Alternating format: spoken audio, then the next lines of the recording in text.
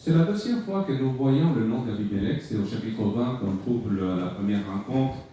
Pour ceux qui se rappellent un petit peu du chapitre 20, eh bien, à cette occasion-là, Abraham avait dit que Sarah, c'était sa sœur, et voilà, il y a eu tout un problème. Et c'est Abimelech, justement, qui l'a corrigé par rapport à ça. Mais ici, voilà que nous voyons un enfant de Dieu, Abraham, qui fait une alliance, donc, qui est en relation avec un païen. C'est un païen, donc un philistin, plus exactement. Donc, et cela nous fait penser un petit peu à la relation qui existe entre l'Église et l'État, entre nous et nos voisins qui nous entourent, qui eux, ils ne croient pas comme nous, ils ne vivent pas comme nous, n'ont pas le même perspective toujours, mais pourtant on est appelé à vivre en paix avec toutes ces personnes-là. Donc, et cette complication entre l'Église et l'État se voit dans la parole de Dieu déjà. Pourquoi? Parce qu'il y a des versets très clairs qui nous disent quoi? Qu'il faut respecter les autorités qui nous entourent, donc ceux qui sont dans le gouvernement par exemple. Pourquoi? Parce qu'elles ont été placées par Dieu. Donc on doit obéir. Donc Romains chapitre 13, Timothée chapitre 2 nous disent de respecter les autorités qui sont en place. Et en même temps, il y a plusieurs autres textes qui nous disent que les gouvernements qui sont en place, quel qu'il soit le pays dans lequel nous sommes, à un moment feront partie de la grande Babylone qui va persécuter le peuple de Dieu. Non? D'accord? Et donc, ce sont des puissances politiques qui vont participer à tout ça à la fin des temps. Et donc, autant, et ça paraît contradictoire. Est-ce que l'aspect politique est contre l'Église? Est-ce que c'est pour l'Église? Ça dépend des circonstances, ça dépend des périodes. Il faut se rappeler aussi que l'Église chrétienne, à une époque, a été persécutrice, a tué des millions de personnes aussi. Donc l'Église, autant que l'État, ils ont agi de façon positive à une certaine époque et négative à d'autres, tous les deux. Mais je reviens ici donc, et on passe à l'histoire ici que nous voyons. Donc voilà la rencontre entre ces deux personnages. Voilà, et je reviens sur le verset 22. Donc, il y a Abraham, d'accord, il y a Abimelech, il vient avec Picol, chef de son armée. Ça veut dire que c'est quelque chose d'officiel, quelque chose de... Et c'est ça qui, comment ça s'appelle, Abimelech cherche à montrer que c'est lui qui est en position dominante, parce que c'est quand même un roi, c'est dans son territoire à lui. Abraham, il ne fait qu'utiliser une partie de ce territoire, donc, et il va le montrer dans ses textes, hein. Et il est en position de force et il vient avec son chef d'armée en disant bah, c'est moi comme dirais-je aujourd'hui, le propriétaire du pays en quelque sorte, c'est le premier ministre de ce coin-là en quelque sorte. Et voilà, il amène son chef de l'armée, c'est pas pour rien, c'est montrer de la puissance hein, quand on parle de quelqu'un comme ça. Ensuite, quand il s'adresse à Abraham, il lui dit le pays où tu séjournes. Vous voyez au verset 23, ça veut dire tu es quelqu'un qui séjourne chez nous, tu es un étranger qui vient profiter de nos terres. Donc tu n'es pas des nôtres, tu fais que séjourner chez nous. Autre chose, et dans cette alliance, il va la faire, si vous remarquez, c'est Abraham qui va offrir des brebis, par exemple. D'accord? C'est toujours l'inférieur, celui qui est en dessous, qui offrait au supérieur ce qui était nécessaire pour faire l'alliance. Donc, on voit que c'est cette relation-là qu'on trouve dans ce texte. Donc, c'est ça l'importance de cette démarche qui est en train de se faire. Et à quelle époque se passe ceci? Par rapport à la première rencontre du chapitre 20, nous sommes, si on considère qu'à cette époque, quand il y a eu le problème avec Abimelech, et Isaac n'était pas né, par contre Dieu est venu annoncer cela par la suite. Donc une année plus tard, c'est Isaac qui est né. Et là, nous sommes au chapitre ici 21. Donc, après qu'Isaac a été sévré, dit le texte, et après qu'Agar est parti de la maison, donc si on considère que le sévrage c'était entre 3 ans et 5 ans, ça nous fait 4-5 ans, plus une année, donc on a à peu près un minimum de 4 ans, sinon 6 ans plus tard, après la première rencontre, à peu près, si on veut, pour être si on veut calculer. Donc, ça veut dire qu'Abraham, il est entre 104 et 106 peut-être, quand cet événement a lieu. Quelques contrastes que je mets ici. Contraste avec la première rencontre.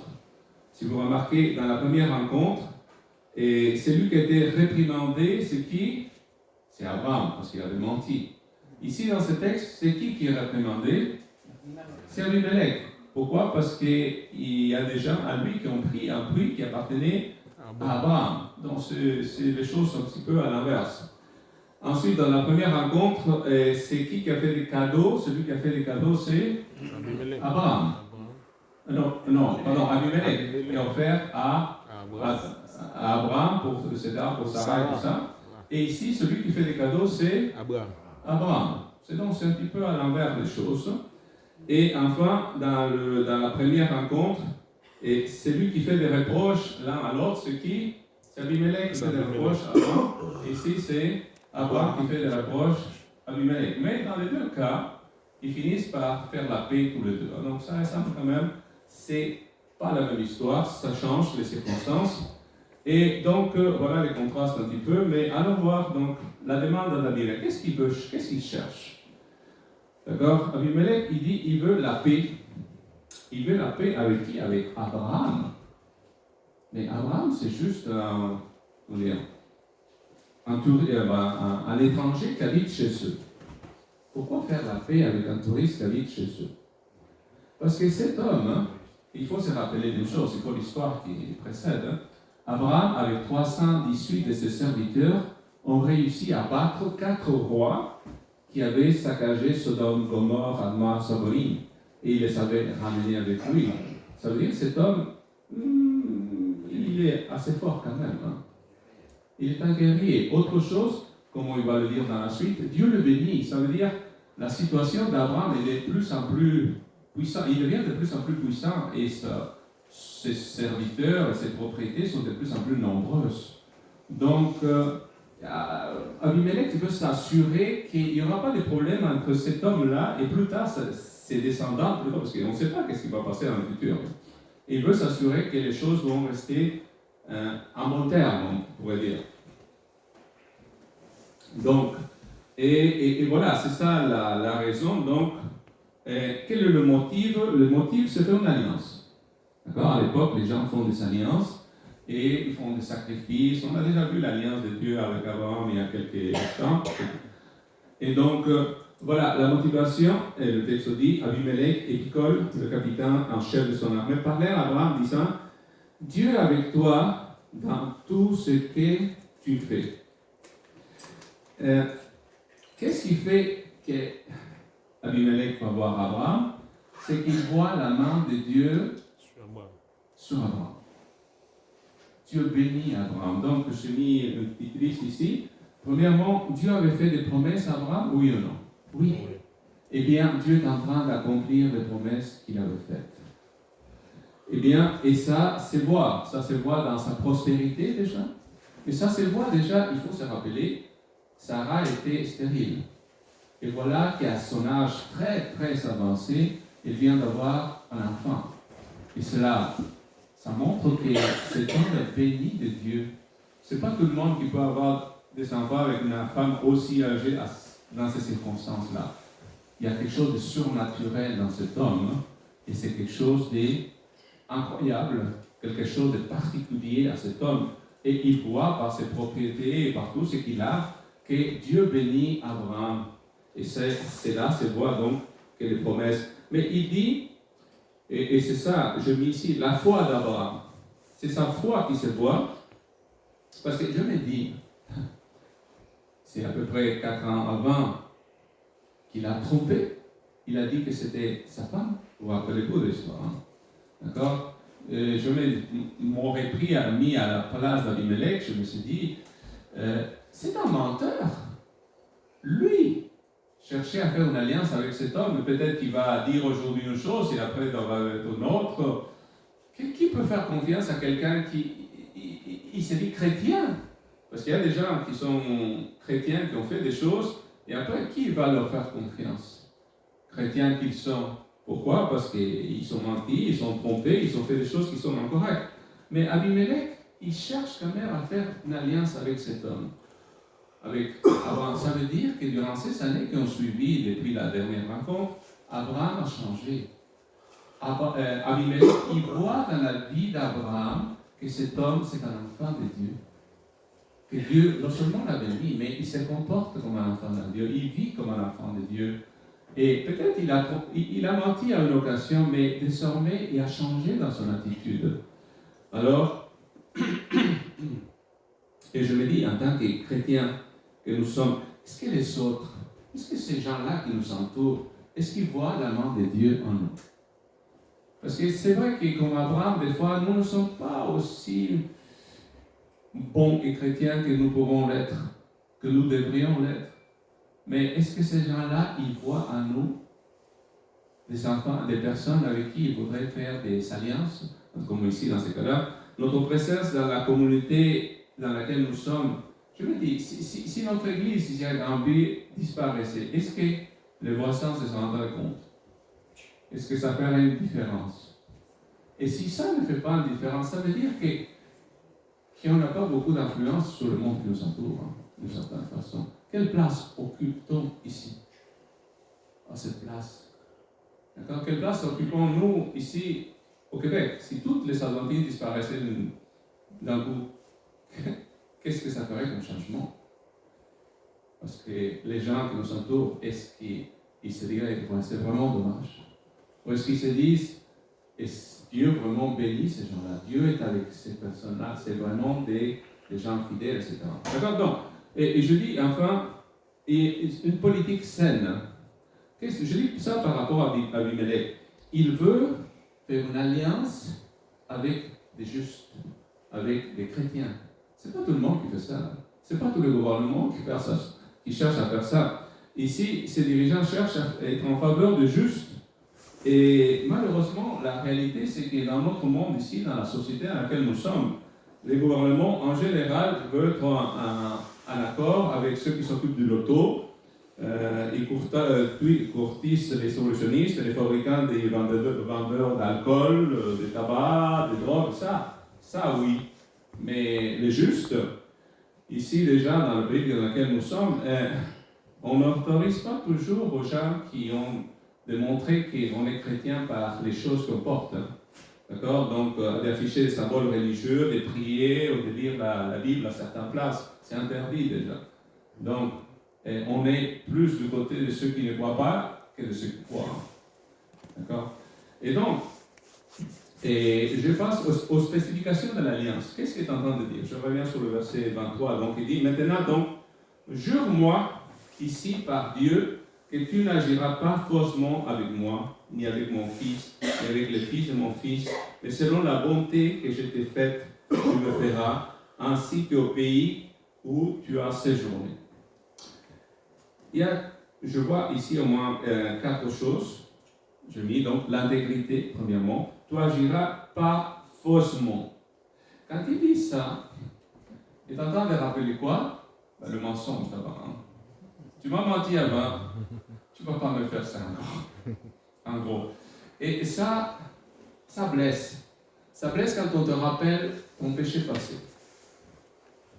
Et je le dis parce que j'en connais des membres d'église des fois qui ont fait quelque chose de grave, mais bon, ils ont réglé leurs problèmes passés, et ils s'aimeraient que les gens aient oublié totalement ce qui s'est passé il y a quoi? 2 ans, 3 ans, 5 ans? Mais est-ce qu'on peut oublier? On ne peut pas oublier. Par contre, on peut quand même voir que la personne a changé. Et je connais des personnes qui, après 10 ans, il y a des membres d'église qui leur en veulent. Pour ceux qui sont faits il y a 10 ans en arrière. Mais je veux dire, on a changé ou pas? D'accord? Au bout d'un moment, il faut tourner la page.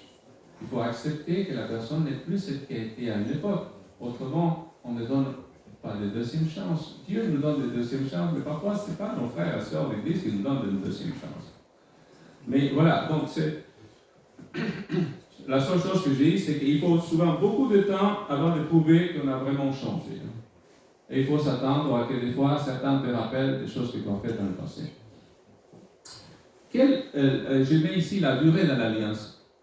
Il veut une alliance qui est quoi? De sa génération à Abraham et Abimelech ou pas? Non, il veut que ce soit avec ses enfants et ses petits-enfants, ça veut dire quelque chose qui dure très longtemps. D'accord? C'est dans la suite. Ben, la réalité, c'est que ça ne va pas durer autant. Hein. Ça va durer le temps d'Abraham lui-même. Parce qu'après, son fils, déjà, il a commencé avec Isaac. Son fils, d'ailleurs, Isaac, il a menti comme lui, il a menti. Hein. Ça n'a pas duré. Mais bon, au moins, ça a duré du temps d'Abraham.